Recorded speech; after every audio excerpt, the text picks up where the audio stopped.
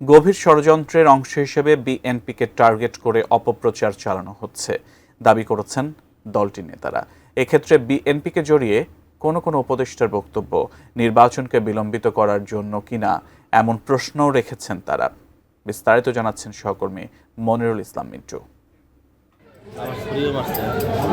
বুধবার সকালে ঠাকুরগাঁয়ের কালীবাড়িতে নিজ বাসভবনে দ্বিতীয় দিনের মতো সাংবাদিকদের সঙ্গে মতবিনিময় করেন বিএনপি মহাসচিব মির্জা ফখরুল ইসলাম আলমগীর।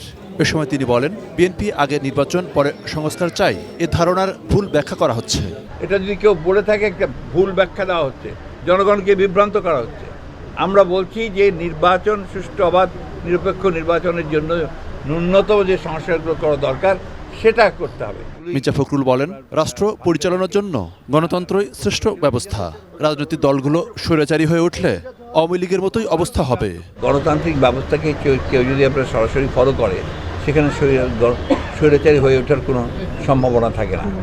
ভিশনের ফুলঝুরি মেগা অফারে ফ্রিজ কিনলেই পাচ্ছেন 16 পিসের আকর্ষণীয় গিফট বক্স একদম ফ্রি।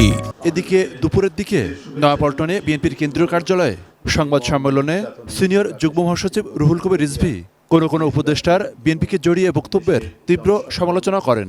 সাখাওয়াত সাহেব, আপনি অন্তর্বর্তীকালীন সরকারের একজন উপদেষ্টা হয়ে গোটা জাতির সামনে গণতন্ত্রের পক্ষে লড়াই করা একটি রাজনৈতিক দলের ইমেজকে টার্নিশ করার জন্য আপনি যাদের রক্তের উপর আপনারা বসেছেন সেই রক্তকে অপমানিত করে আপনি বক্তব্য দিচ্ছেন। এর আগেও আপনি দিয়েছেন।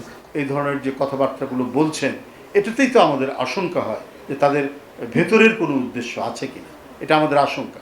নিউ ইয়র্ক টাইমসে বাংলাদেশের উগ্রবাদের উত্থানের আশঙ্কা নিয়ে প্রতিবেদন আওয়ামী লীগের ষড়যন্ত্রের অংশ বলে মন্তব্য করেন তিনি।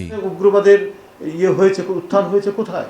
মনিরুল ইসলাম মিন্টু, 18 নিউজ, ঢাকা।